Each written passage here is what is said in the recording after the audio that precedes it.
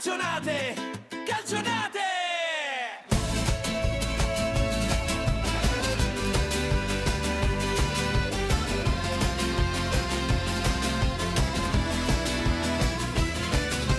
Rosso-azzurro dentro il cuore, Catania la passione con amore, voci forti nella curva, emozioni che nessuno mai ci ruba. Calcionate, la squadra che ci fa sognare, Catania sempre da tifare.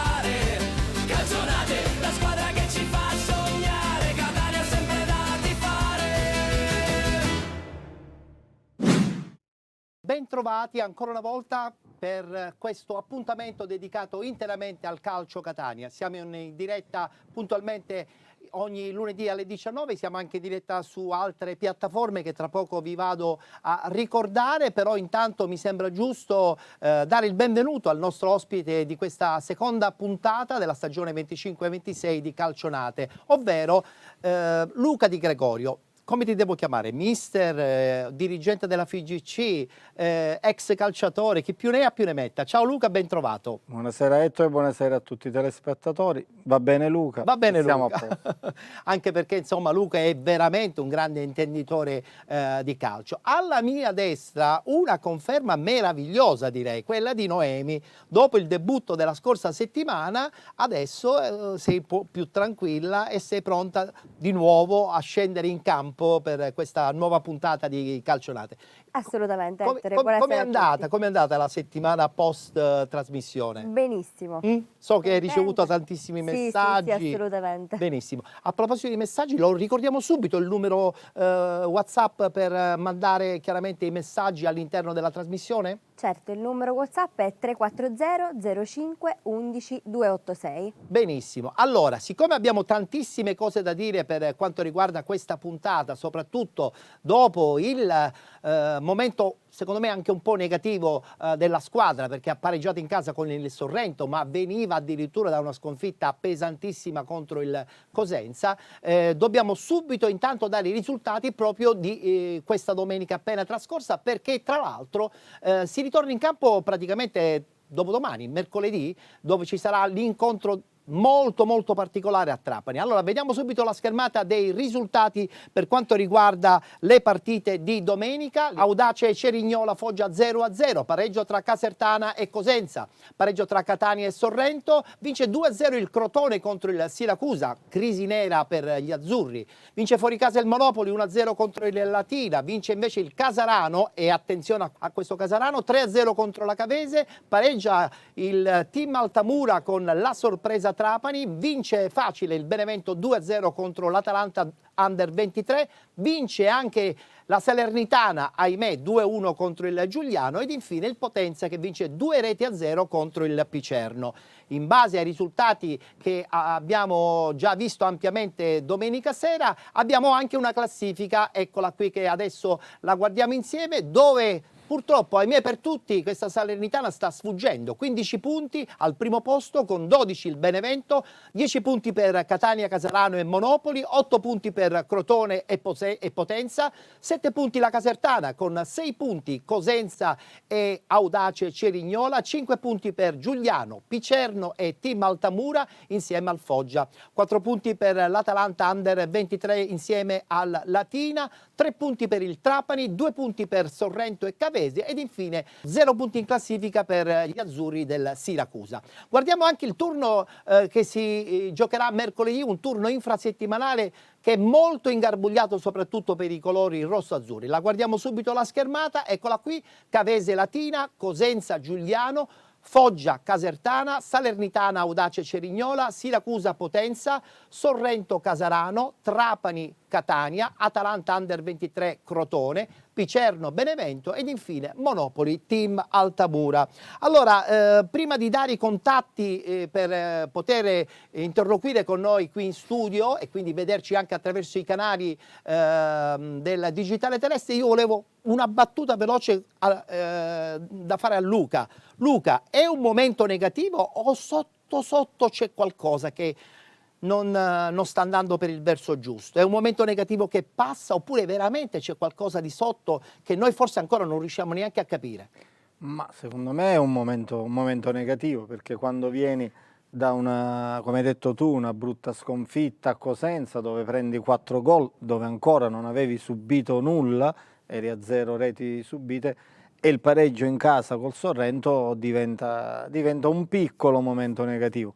Dobbiamo mettere che siamo ancora all'inizio, quindi io aspetterei queste due trasferte. Secondo me, dopo queste 2 partite, che in 3 giorni appunto abbiamo Trapani e Cerignola, magari si può dire qualcosa di più. Può essere un mezzo passo attendere un po'. Ma secondo me sì, aspettare queste 2 partite di mercoledì e di domenica, che magari diranno non il vero valore, ma comunque chiariranno ancora meglio anche la classifica. Se metti poi che a questo momento aggiungi, mi pare, una serie di infortuni a raffica, ecco, 4-5 giocatori importanti che sono fuori, ecco, tutto questo. Quella di Aloi ci è sembrata un'assenza pesantissima per il centrocampo. Assolutamente, però dico anche gli altri, questa è una rosa comunque importante, che però Caturano ancora non può essere utilizzato d'ausilio, ecco, fortunato. Tanti calciatori importanti che non ci sono tutti nello stesso momento, quindi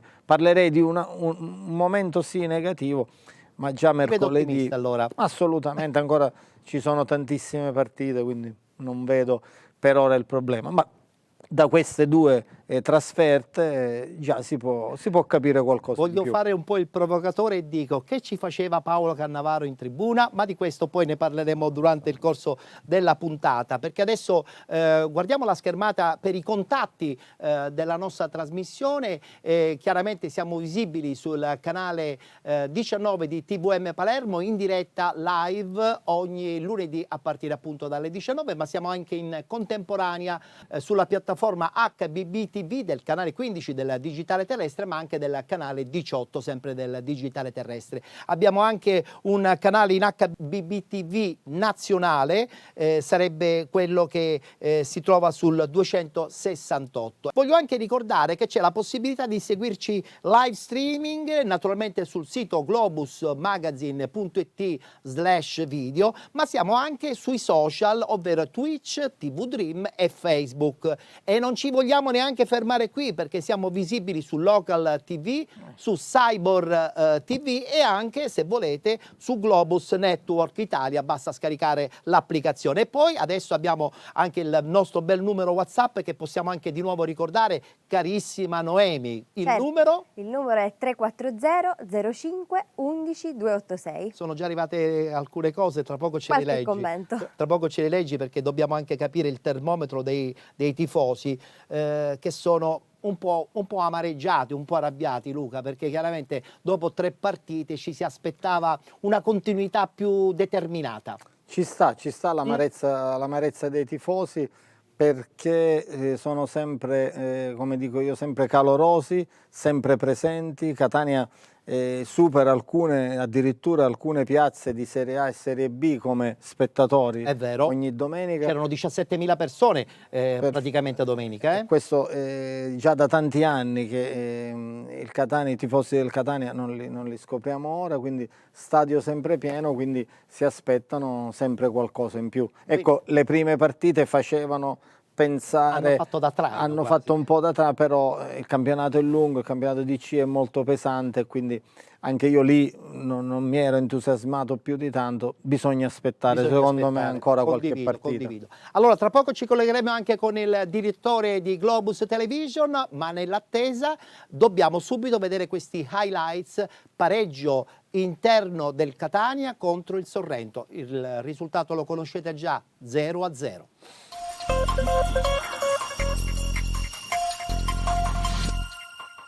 Il Catania chiede la spinta del Massimino per risollevarsi dopo lo scivolone di Cosenza di fronte al Sorrento, reduce dalla beffa dell'Arechi. Un solo punto in classifica per la squadra di Mirko Conte. Insegue la Salernitana invece, quella di Mimmo Toscano, che ripropone Di Tacchio in mezzo al campo in coppia con Quaini.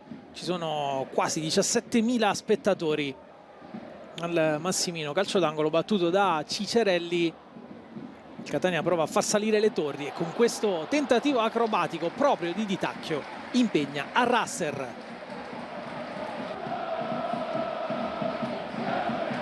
concentrato il portiere ex Südtirol.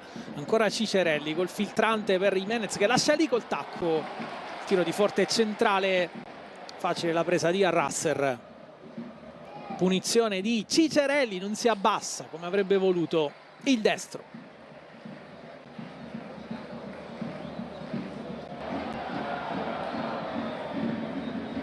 Lancia lungo questa volta il portiere del Sorrento, si apre un varco, buco nella difesa, si infila D'Ursi, messo giù da Dini. Calcio di rigore per il Sorrento alla fine del primo tempo, cartellino giallo per il portiere del Catania. Decisione limpida, direi. E la revisione al Football Video Support conferma. Va D'Ursi e se lo fa parare così da Dini, però calciando molto male. È il secondo rigore consecutivo sbagliato dal Sorrento dopo quello che Santini si è fatto parare da Donnarumma alla Rechi. Secondo tempo con il Catania che in certi momenti va avanti a testa bassa. Qui il calcio di punizione battuto da Cicerelli, colpo di testa di Corbari, uno degli innesti dalla panchina. Ancora Cicerelli, punizione che sbatte sul muro, Arrasser smanaccia, poi però ci prova con il lob lo stesso Cicerelli, ha salvato Cucurullo prima della linea. Il Sorrento stringe i denti. Pallone all'interno dell'area per Forte, che però è circondato da 3 avversari e non riesce a girarsi, poi ci prova in qualche modo Casasola. Tiro scarico, Arrasser sempre sul pezzo. Grande spinta del Catania nel secondo tempo. Il Sorrento però a questa occasione da calcio di punizione, sponda di Fusco, Solcia entrato al posto di Carillo, non trova la deviazione vincente. Ancora Sorrento, colpo di testa di Santini, sceglie il tempo giusto sul pallone, non riesce però a indirizzarlo verso la porta. Qui il destro che gira di Cicerelli, una delle ultime occasioni per il Catania, non accade nulla sull'ultima revisione al Football Video Support infruttuosa. L'arbitro manda le squadre negli spogliatoi. Catania 0, Sorrento 0, un punto nelle ultime 2 partite per la squadra di Toscano.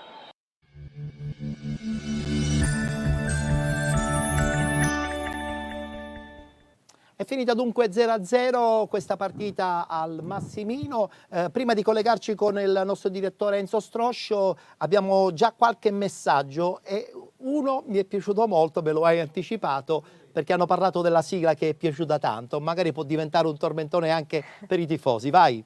Allora, buonasera, complimenti per la sigla, sono salito sopra il tavolo ed ho fatto 13 capriole alla Enzo Paolo Turchi. Bene, benissimo. Invece Salvatore Mascali ci scrive: buonasera a tutti, un momento complicato per la nostra squadra, con tifosi oramai schierati chi contro e chi a favore. Ancora non è perduto niente, siamo alla quinta gara, ci sono tantissimi punti da conquistare, l'importante è non mollare. Benissimo, allora Luca, giusto, non bisogna mollare, No, non bisogna pensare di fermarsi qui. Assolutamente no, siamo ancora dicevo prima, alle prime battute, quindi non vedo neanche tutta questa, diciamo, negatività. È vero che si è perso male a Cosenza e si è pareggiato con una squadra, diciamo, di media classifica. Il Catania è nettamente superiore come organico, come tutto, però sta capitando questo momento. Secondo me una vittoria a Trapani cambierebbe tutto, l'umore dei tifosi nel calcio ci sta, ma comunque è ancora presto per vediamo se il nostro direttore Enzo Stroscio è d'accordo. Una vittoria a Trapani, direttore, intanto salve, ben trovato. Una vittoria a Trapani può veramente cambiare tutto secondo te, Enzo? Allora, se noi consideriamo la lista degli infortunati che arriveranno a Trapani, noi siamo in vantaggio, siamo primi in classifica, perché abbiamo Matic, Donnarumma, Lloyd, Ausilio, Caturano, Rolfini e adesso si è aggiunto anche l'allenatore, perché si è beccato a fine partita 2 belle giornate che peseranno moltissimo nell'economia della squadra.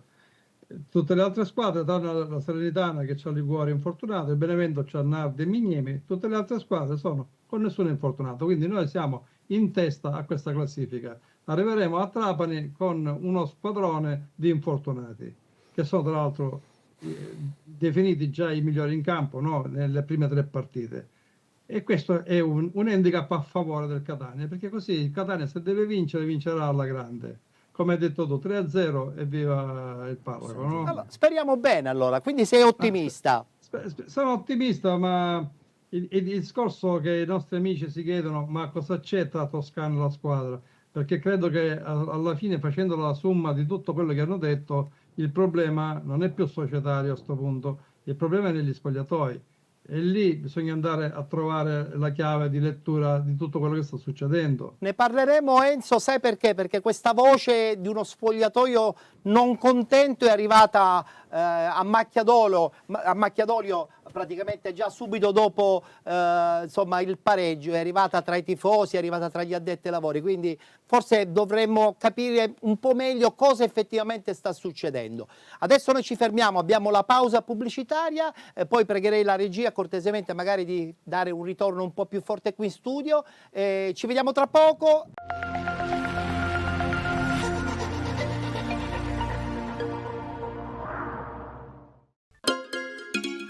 Benvenuti da Giada Immobiliare.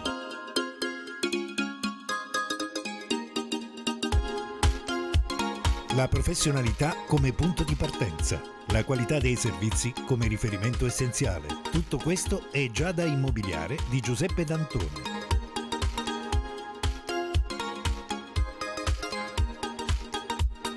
Servizi di compravendita ed affitti, supporto per concessioni mutui e consulenza finanziaria ed inoltre assistenza a partecipazione ad aste giudiziarie e consulenza tecnico-legale. Giada Immobiliare, via Etnea 734, Catania. Info 095 61 74 981 oppure 095 61 74 973. Visita il sito con le nostre proposte www.giada-immobiliare.it. Giada Immobiliare, insieme a te per comprare e vendere.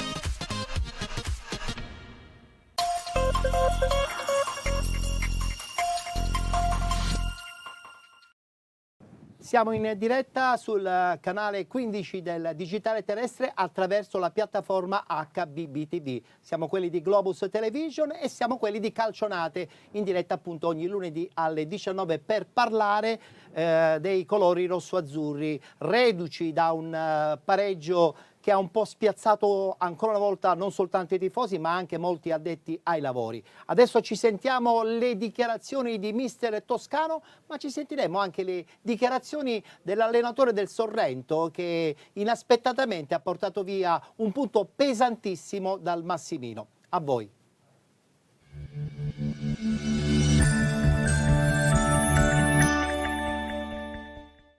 Per quanto riguarda la partita, una risposta dal punto di vista caratteriale rispetto alla partita precedente c'è stata, perché la squadra è stata in campo per 95 minuti nel modo giusto, nell'equilibrio giusto, cosa che non avevamo avuto a Cosenza. Potevamo fare meglio negli ultimi 16 metri dove ci è mancato il guizzo. Col Monopoli è stata una partita quasi simile. L'abbiamo sbloccata su una palla inattiva, magari serviva anche quello oggi, riempire meglio l'area dove a volte i nostri trequartisti ragionano da trequartisti e non da attaccanti, quando c'è un cross, quando c'è da determinare ci è mancato il guizzo per portare a casa la partita. Poi sull'unica situazione dove abbiamo rischiato, si è rischiato di compromettere la partita, forse lì dobbiamo lavorarci su quelle situazioni dove oggi il Sorrento è venuto qua a mettere la palla lunga sugli attaccanti e difendersi 10 uomini dietro la linea della palla. È quello che doveva fare il Sorrento. Noi dobbiamo essere bravi, perché ne troveremo tanti di queste squadre che verranno a giocare così, a trovare delle soluzioni con la qualità che abbiamo per portare a casa le vittorie. La squadra non ha subito, per come l'ho vista in campo oggi, la sconfitta, perché rispetto alla partita col Cosenza c'è stato più equilibrio, c'è stata più pazienza, si è cercato di trovare il buco giusto per poter scardinare una squadra che era venuta qua a chiuderci tutti gli spazi. Là dovevamo essere più bravi. Ripeto, abbiamo adesso una partita ravvicinata, dobbiamo già pensare a quella.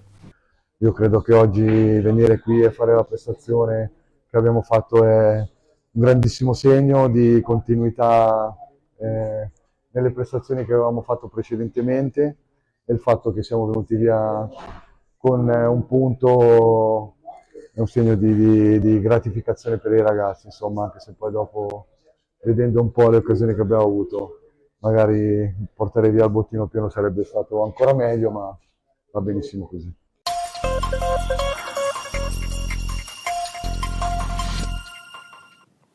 Chi si accontenta gode, un punto pesante al Massimino vale probabilmente 3 punti magari in prospettiva, non so se sei d'accordo Luca. Assolutamente, io credo che prima della gara non ci credevano neanche No, loro. assolutamente, assolutamente. E quindi è stato un punto comunque per loro importante, per il loro cammino, per la loro salvezza, e alla fine se entrava quel rigore potevano essere anche di più, ma tutto sommato per come è andata la partita il pareggio può essere anche giusto. Ecco, no? Non ha rubato nulla il Sorrento, è stato un Catania sottotono che non ha avuto il guizzo, come diceva il mister, non è stato il Catania delle prime giornate, quindi questo punto se lo vedi poi in prospettiva può essere anche un punto guadagnato. Ecco, magari gli anni passati, l'anno scorso poteva essere quella di ieri una sconfitta, invece ci è arrivato un punto e te lo tieni stretto. Teniamocelo, tanto ancora volendo, siamo soltanto alla 5ª giornata del girone d'andata, credo che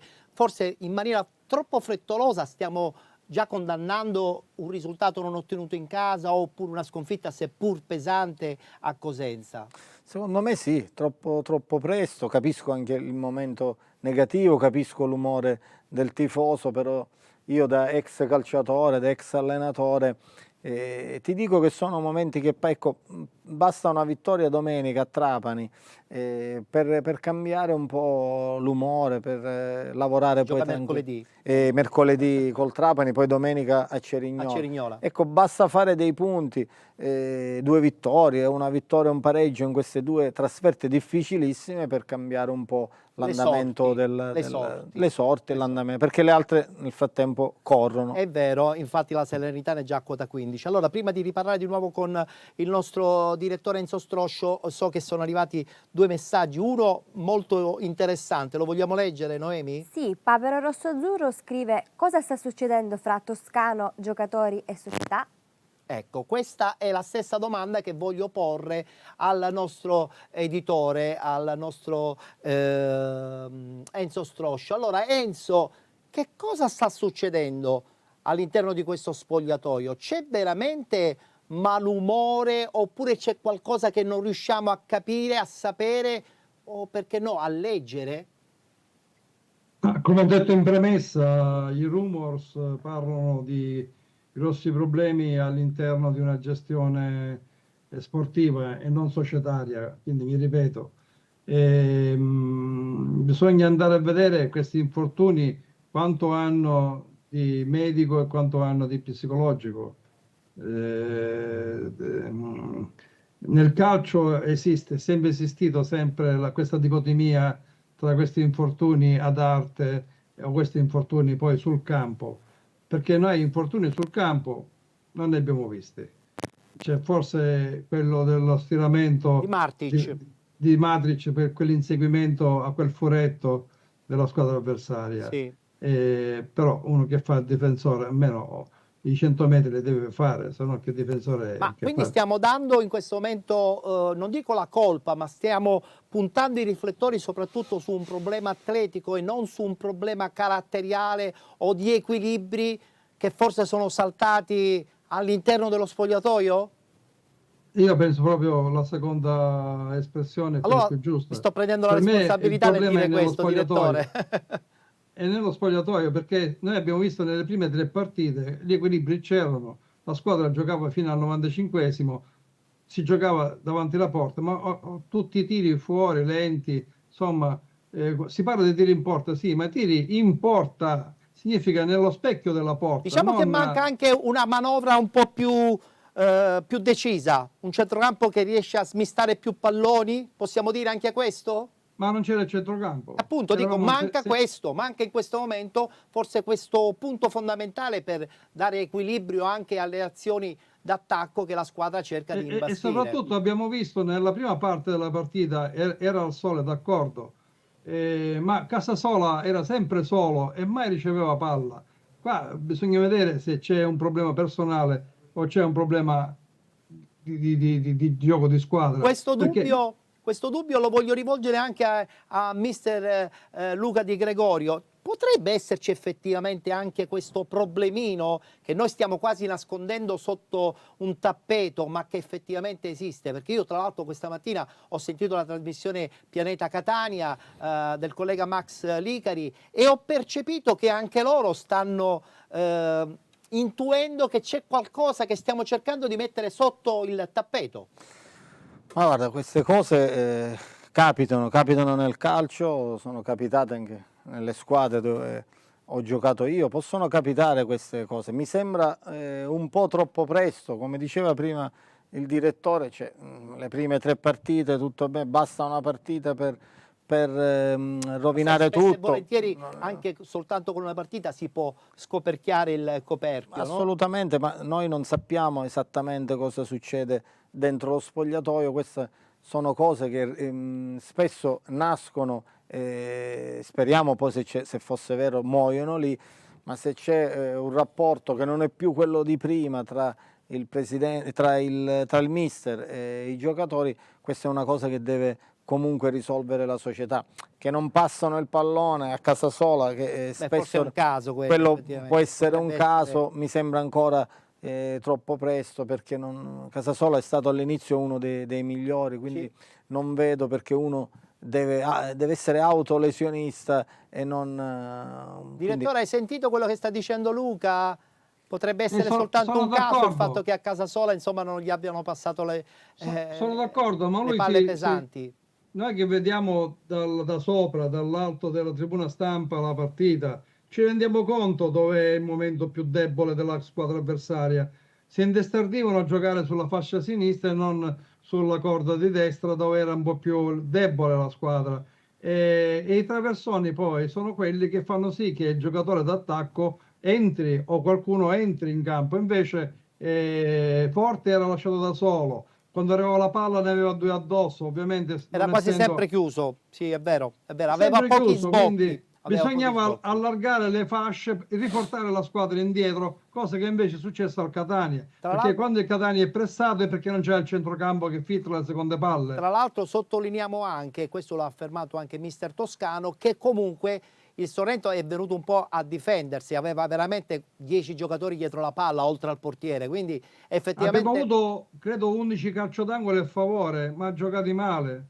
Sì, evidentemente non sfruttati. Attenzione, perché ci sono state anche le parole di Alessandro Celli che hanno un po' spiazzato l'ambiente. Sentiamole, sono le parole che ha detto anche al collega Salvo Russo di Globus.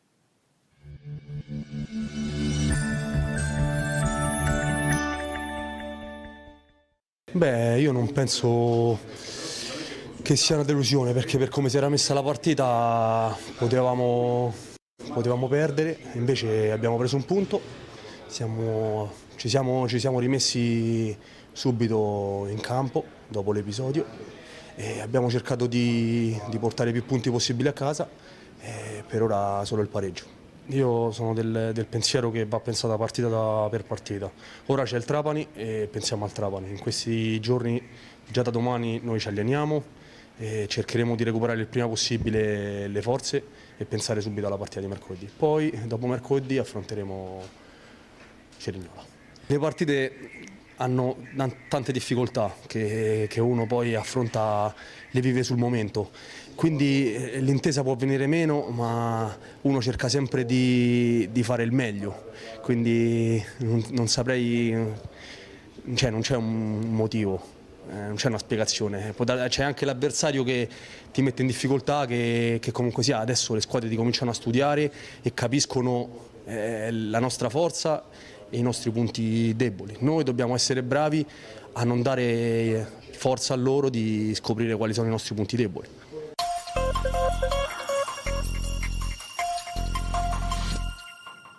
Quello che ha detto Luca Di Gregorio un po' lo ha ripreso effettivamente anche Celli, no? Sul fatto che spesso e volentieri molti giocatori atleti a 360 gradi si trovano sempre troppo sotto pressione e il corpo giustamente magari reagisce in una maniera anziché in un'altra. Luca.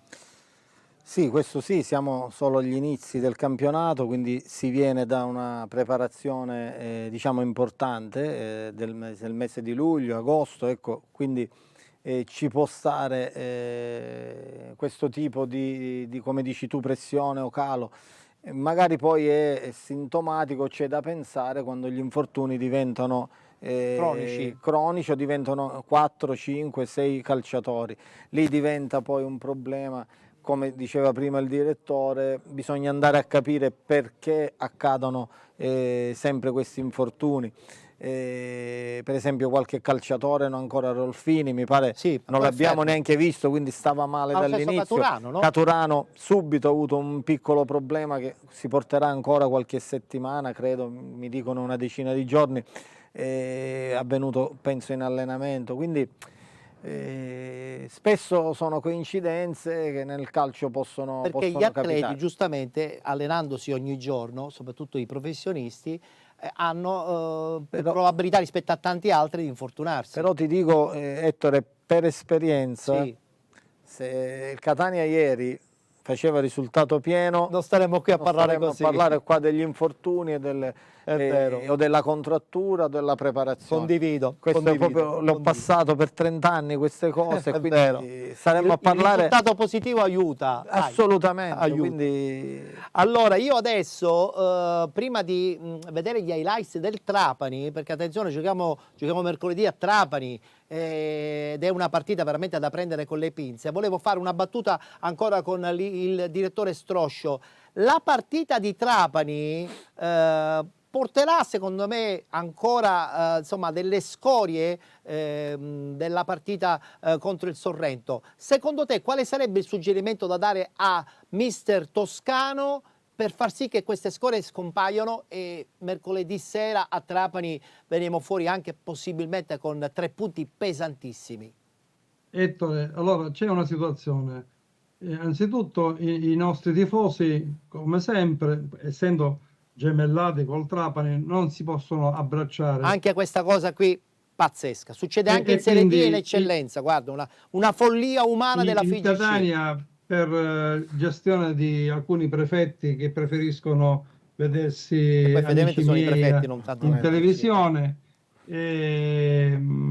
hanno proibito tra l'altro qualunque tipo di accesso, perché anche per altre vie, per la via di Agrigento, cioè Catania è interdetta alla squadra del Trapani, e questa è già una.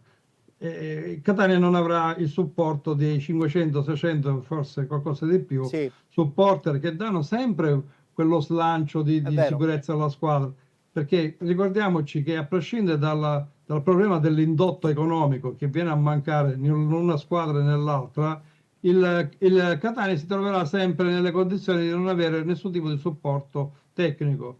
Mancherà quindi l'applauso anche dell'allenatore, mancherà l'applauso di qualcuno che viene a mancare. Il Catania deve giocare da solo con una squadra che in questo momento qui è lanciata. Non dimentichiamo che era in vantaggio e poi si è fatta pareggiare, ma ha recuperato tantissimi punti. Direttore, non sviare la mia domanda, che forse è un po' cattivella. Riuscirà mister Toscano a mettere da parte le scorie della partita contro il Sorrento? Le scorie sì, ma dico, il Trapani è una squadra blasonata perché sarebbe a ridosso della prima. Sì. Quindi questo volevo dire, insomma, il Catania non sta andando ad affrontare una squadretta, sta andando a sfondare una squadra che chiaramente ha fatto un recupero bestiale, veramente importante. Considerevole, sì, molto, quindi, molto giusto quello che dici. Se faremo i 3 gol che dici tu, noi accenderemo la lampada per 3 volte, però il problema è che bisogna tornare vittoriosi da Trapani. Condivido. Allora guardiamoci gli highlights, perché questo Trapani praticamente ha pareggiato contro il team Altamura, era andato anche in vantaggio, e credo che sia un Trapani che, seppur con qualche assenza, è tornato con un punto che in questo momento fa tanto per la sua classifica. Guardiamo gli highlights.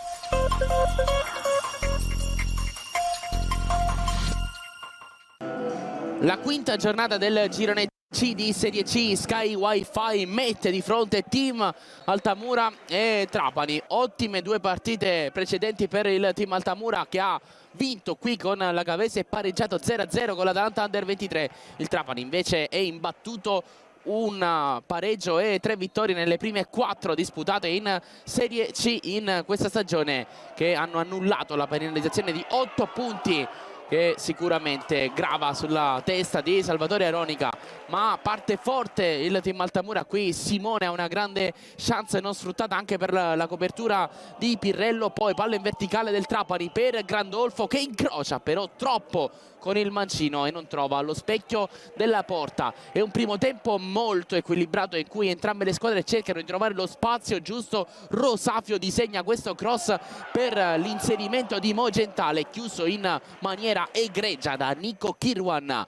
Il Trapani insiste e manovra con pazienza qui. Di Noia, pennella per Grandolfo e Vasquez, quest'ultimo è il ricevente di questo passaggio, che però finisce fuori. Passano 10 minuti, insiste il Trapani. Ciuferri per Vasquez, controllo, si alza il pallone e tiro in porta. Grandissimo gol di Federico Vasquez, che si toglie la maglia per festeggiare il suo 50° gol in Serie C. Gran giocata dal punto di vista tecnico per l'argentino ex Vélez, che esulta in maniera molto felice per il suo gol, che vale il punto dell'1-0. Nel secondo tempo l'Altamura qui prova la combinazione con Rosafio a calciare in porta, non riesce però a battere Galeotti. Insiste la squadra di Davis Mangia, il Trapani si abbassa un po' e allora Curcio con il velo di Simone calcia di prima intenzione, la mette al lato di pochissimo. Passano i minuti, Grande riceve fra le linee, inserimento centrale di Rosafio, che finta, salta Pirrello e poi conclude col mancino sul palo più lontano. Primo gol in campionato anche per Marco Rosafio, punto dell'1-1 dell'Altamura. Ottima davvero la giocata e la soluzione tecnica di Marco Rosafio, che arriva al traguardo cercando e trovando il gol dell'1-1. L'Altamura prende addirittura coraggio e prova a vincerla qui. Ortisi, passo doble, conclusione forte sul secondo palo col mancino, palla che esce di poco con il suggerimento di Salines per i compagni di continuare a insistere e attaccare. Nel finale cross, batti e ribatti in aria, Florio alla palla del 2-1, ma la manda alta sopra la traversa. Qui nel replay il batti e ribatti che si è creato in area di rigore e Florio che alza troppo la mira dopo 4 di recupero. Fischia 3 volte l'arbitro Gavini e 1-1 fra Altamura e Trapani.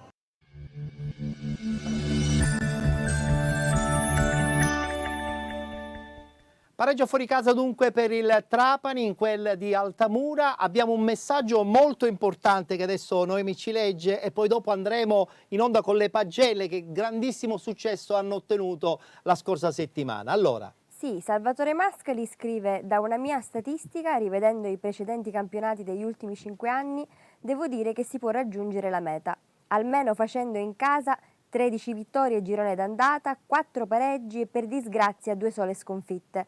E nel girone di ritorno almeno 10 vittorie sono indispensabili. Insomma, ci dà dei suggerimenti molto chiari, Luca, quindi a dimostrazione che i tifosi ancora credono, perché in fondo sono soltanto 5 punti di distacco dalla vetta, che tutto è ancora aperto. Ma assolutamente sì, tutto è aperto, ancora, ripeto, siamo all'inizio, a 5 punti dalla vetta, tutti gli scontri diretti da fare, quindi per ora i numeri, sempre per esperienza, dico che hanno il tempo che trovano, ecco, in questo caso. È vero. Secondo me, io dico sempre per Natale, nel periodo di dicembre, si fa un primo bilancio e si può dire già qualcosa anche del futuro, perché poi c'è anche il mercato, quindi dicembre al giro di boa, secondo me, si può dire, già si può delineare già la classifica e capire questa squadra dove può arrivare. Dove può arrivare questa squadra lo scopriremo chiaramente già a partire da questo prossimo mercoledì e poi domenica nella trasferta in quel di Cerignola. Ma adesso, per la gioia dei nostri tifosi di Calcionate, arrivano le pagelle di Marcello Caponnetto. Calcionate! Calcionate!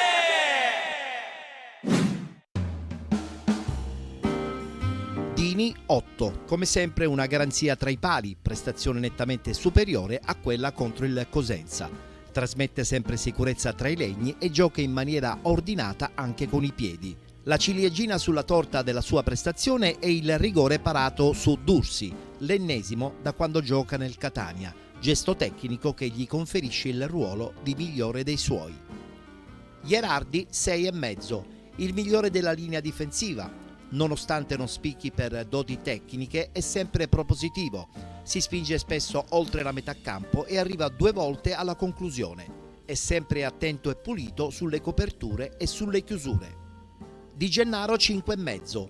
Partita tranquilla ed ordinata per il difensore centrale del Catania, che non corre particolari pericoli. Gli attaccanti della squadra campana non gli destano particolari preoccupazioni. Amministra la linea difensiva con i tempi giusti e senza sbavature. Lo condanna però il rigore, che verrà successivamente parato da Dini, perché sull'azione da cui deriva il penalty si fa ingenuamente ostruire in maniera regolare da un giocatore sorrentino. Pieraccini 5,5. Non si spinge quasi mai davanti e quando prova a farlo non è particolarmente preciso. Non soffre le incursioni di Piras, ma si dilegua a fatica dalla prima pressione degli attaccanti del Sorrento. Regala un calcio di punizione al fotofinish al Sorrento, che poteva rivelarsi pericoloso. Inoltre viene anche ammonito. Casasola 5,5. Non riesce ad offendere in modo efficace e sbaglia scelte elementari in costruzione. Inoltre non offre cross interessanti ai compagni e soprattutto a Forte, che vaga spesso in aria senza ricevere palloni. Di Tacchio 6+. La sua qualità aiuta a far girare la squadra, soprattutto nel primo tempo, in cui riesce anche a concludere in porta con una mezza rovesciata su cui mette una pezza a Rasser. Le sue incursioni però non bastano a spezzare la linea difensiva del Sorrento, anche a causa di una scarsa collaborazione da parte dei compagni. Jimenez 5,5. Da un giocatore con le sue qualità ci si aspetta sempre tanto, ma in questa partita non riesce a mettersi in proprio con continuità e sbaglia le giocate che potrebbero creare superiorità numerica e grandi occasioni alla squadra. Quaini 7-. Tra i migliori della partita, fornisce muscoli e corsa alla squadra, recupera molti palloni a metà campo ed esegue passaggi e giocate di qualità. Celli 6+, instancabile sulla fascia destra, macina chilometri e si batte per i compagni, offrendo traversoni velenosi al centro dell'area. Non è preciso però soprattutto nelle giocate difensive. Forte 6, lotta e sgomita in aria per rendere giocabili palloni complicati. Lavora bene scendendo oltre la metà campo per ripulire palloni e per fare ripartire l'azione. Non riesce però ad incidere, si trova infatti a fare reparto da solo ed è spesso accerchiato da più difensori. Cicerelli 6,5. Il suo apporto qualitativo fa bene alla squadra. Quando la sfera arriva sui suoi piedi, il gioco sembra più fluido ed efficace. Arriva più volte sul fondo con giocate estrose e sfonda con facilità anche per vie centrali, ma i compagni non lo aiutano a concretizzare quanto di positivo fatto da lui. Corbari 5+. Sostituisce Di Tacchio e la differenza si nota da subito, ma in negativo. Quasi non pervenuto e poco al centro delle giocate del palleggio. Non aiuta i rossazzurri nel momento del bisogno. Raimo 6. Anche se entra all'82esimo, aiuta i compagni nei disimpegni e nei rilanci. Sterza sulla fascia e crea superiorità numerica in aria.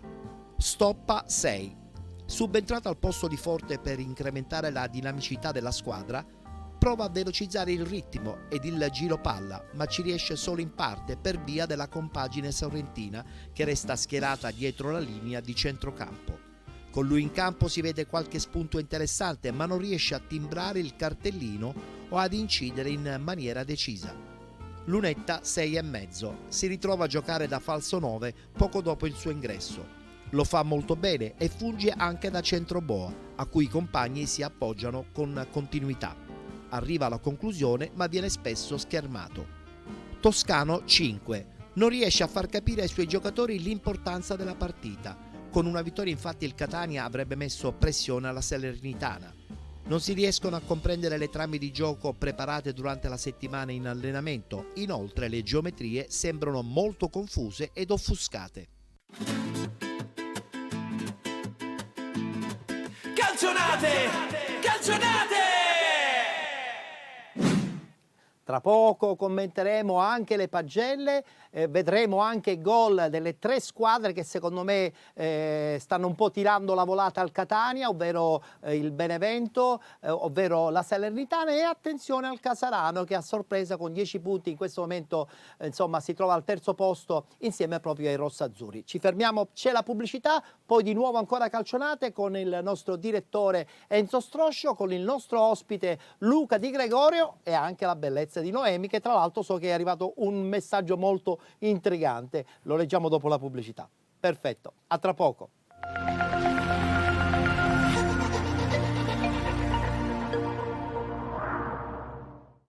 Da più di 30 anni Cuore Sano è al servizio dei cittadini di Catania e provincia con professionalità e disponibilità. Nato nel 1985 per volontà della specialista in cardiologia dottoressa Lamantia, è in grado di trattare ogni genere di diagnosi e patologia cardiologica. Telefono 095 23 98 01 e 095 23 98 07, WhatsApp 339 208 39 23.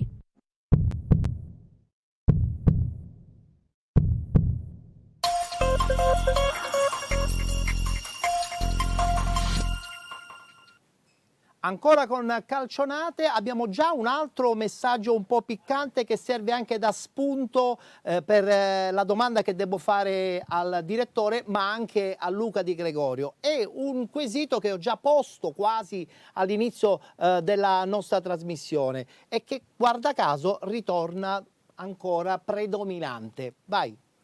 È vero o non è vero che si parla di una sostituzione dopo Cerignola?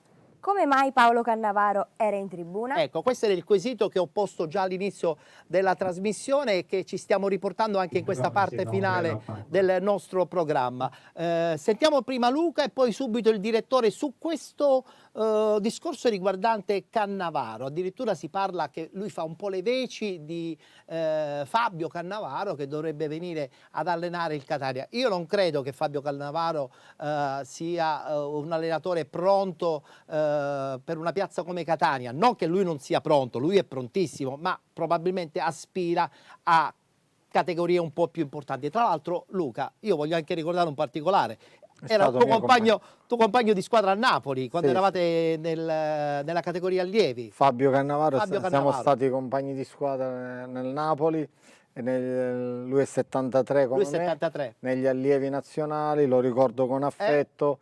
L'ho mandato a salutare con altri ex compagni e quindi per me è sempre un piacere ricordarlo. Io sarei troppo contento se effettivamente hai detto bene tu, ma Cannavaro è stato in Cina, è stato in piazze diciamo di un certo livello internazionale, quindi non so se scende appunto in Lega Pro. Qua c'era suo fratello, ma io credo che il fratello, loro sono legati al Sorrento, forse per motivi imprenditoriali o familiari, e quindi credo che era per questo. Risposta politica che ci stai dando. Ma Luca, penso di sì. Poi sul fatto che, ecco, se dovessero essere 2 sconfitte, Trapani e Cerignola, io mi auguro di no, ma lì poi può essere che la società possa pensare anche a una cosa del genere. Non parlo di Cannavaro, parlo in generale. Io mi auguro invece di no, che il Catania fa 6 punti e tutto torna sereno come prima. Allora, direttore, questa chiarezza nella risposta di Luca la condividi oppure condividi molto il pensiero di questo tifoso che ci ha scritto questo messaggio? Allora, il pensiero di questa tifosa è il pensiero di tantissimi tifosi che alla vista di Cannavaro hanno detto eccolo, sta arrivando. Ma sarebbe cacofonico che la società portasse un prossimo interesse al cospetto di tutti, sarebbe proprio cacofonico al massimo, quindi io condivido quello che ha detto Luca, perché così si è vista una partita, perché molto vicino al Sorrento per tanti motivi e anche vicino anche a Grella, quindi insomma si sono autoinvitati, è un ospite e per questo resta. No, il problema di Toscano è di Toscano.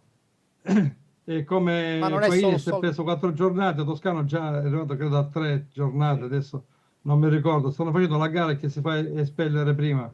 E se la Cabala dice che con un nuovo allenatore il Catania può avere un risvolto differente. Che viva la Calabra, ce la chiamiamo, certo, è logico, ce la chiamiamo, è vero.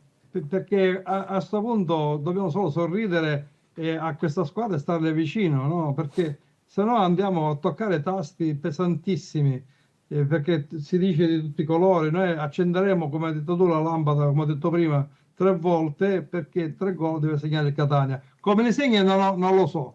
Vabbè, se poi fai caso a Dini, che è stato crocifisso nella partita precedente, e poi pare il rigore con il Sorrento, ci rendiamo conto quanta situazioni di sali e scendi che c'è in questo momento all'interno della squadra. È un miracolo anche con il Monopoli, sì, sull'1-0, certo, è ha vero. fatto un miracolo, ha salvato la partita, sarebbe stato 1-1, invece poi il Catania ha dilagato. Allora io adesso vi voglio fare vedere alcune immagini che riguardano soprattutto le 3 squadre che in questo momento sono altissime in classifica, Salernitana, Benevento, e c'è anche soprattutto questo Casarano che addirittura vince 3-0 contro la Cavese. Possono già partire queste immagini, partiamo proprio dalla partita del Giuliano contro la Salernitana, un Giuliano che addirittura va in vantaggio, grande gol di Negri, e lì insomma la Salernitana un po' inaspettatamente si trova sotto di un gol, però è anche vero che poi subito dopo pareggia con Ferraris, rimette tutte le cose a posto, 1-1, squadra determinata. Beh, d'altra parte le conosciamo le squadre allenate da mister Raffaele. Sull'1-1 sembrava che forse si potesse accontentare la squadra campana, e invece no, perché poi guarda caso colpisce ancora con Ferrari e vince una partita che a questo punto proietta la squadra direttamente al primo posto con 15 punti, quindi 5 partite, 5 vittorie, e fa capire a tutti che in questo momento hanno forza e determinazione. L'altra squadra che insomma è lì è il Benevento, che addirittura vince 2-0 in casa contro l'Atalanta Under 23. Il primo gol è quello di Manconi. Beh, c'è stata anche una piccola defiance da parte del portiere dell'Atalanta Under 23. È anche vero però che la squadra di Auteri ha confermato la forza ed è riuscita anche a raddoppiare. Questo è il patatrack del portiere dell'Under 23, e poi è stata abbastanza facile la rete da parte della squadra di Auteri. Dicevo, squadra di Auteri che comunque va sul 2-0 con Salvemini, e bisogna anche quest'anno secondo me fare i conti con la squadra campana, che sembra leggermente più solida rispetto allo scorso anno. È chiaro, ripeto, siamo soltanto alla 5ª giornata del girone d'andata e ancora tutto aperto, però questo ci fa capire che il Benevento è già in palla. Così come è in palla anche questo Casarano, che dalla Serie D è passato alla Serie C ed è passato con un'ossatura praticamente già stabile lo scorso anno, è passato in vantaggio con una gran bella rete di Malcore.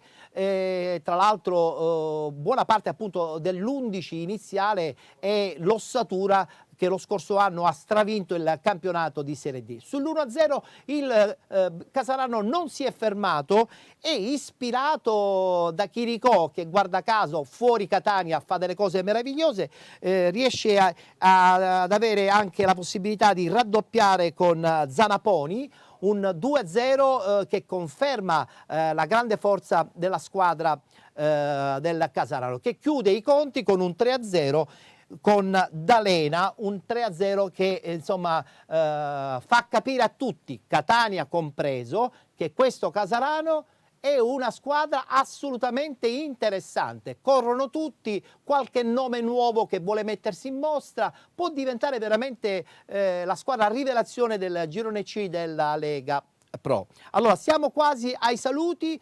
voglio dare subito una battuta a Luca e dico: Luca, andiamo a Trapani fiduciosi, determinati, siamo convinti che probabilmente le cose negative ce le abbiamo alle spalle. Sì, assolutamente. Trapani può essere però a questo punto già della stagione un crocevia.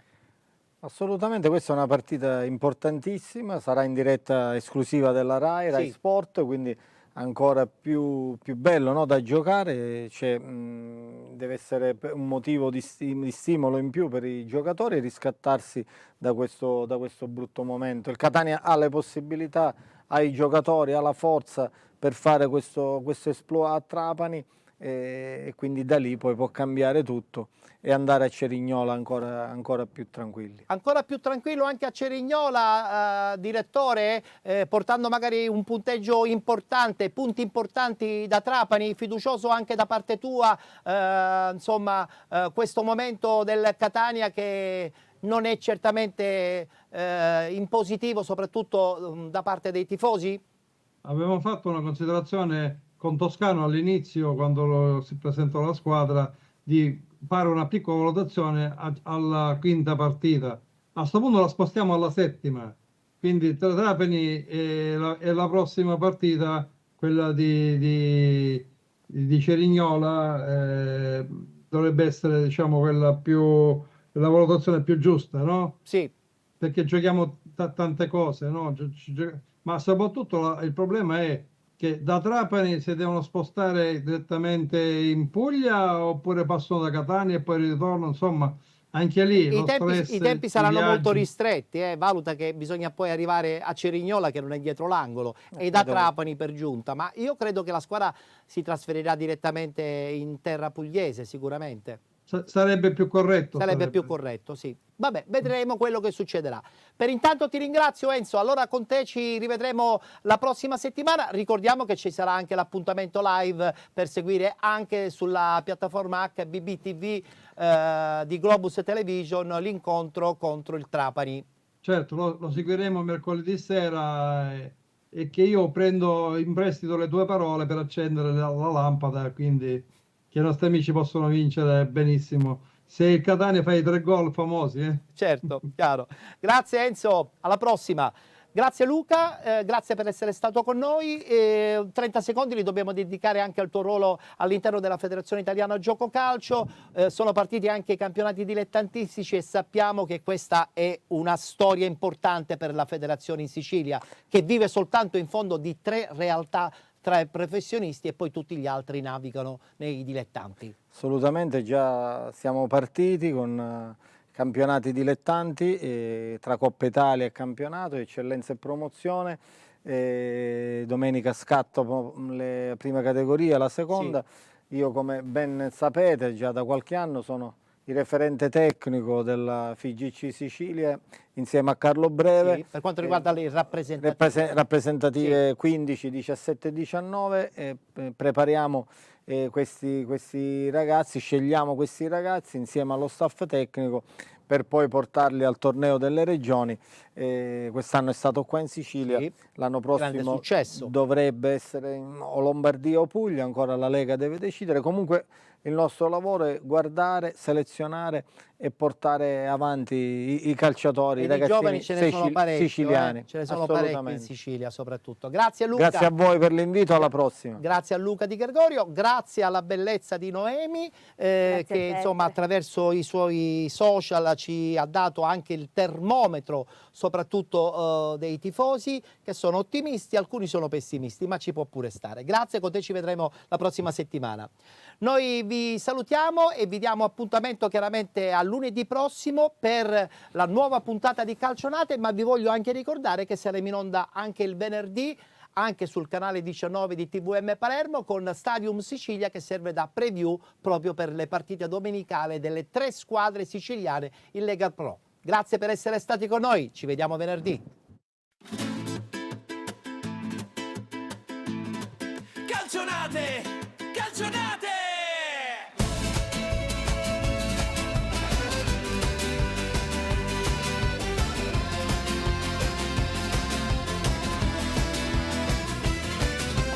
Rosso-azzurro dentro il cuore, Catania la passione con amore, voci forti nella curva, emozioni che nessuno mai ci ruba. Calcionate, la squadra che ci fa sognare, Catania sempre dati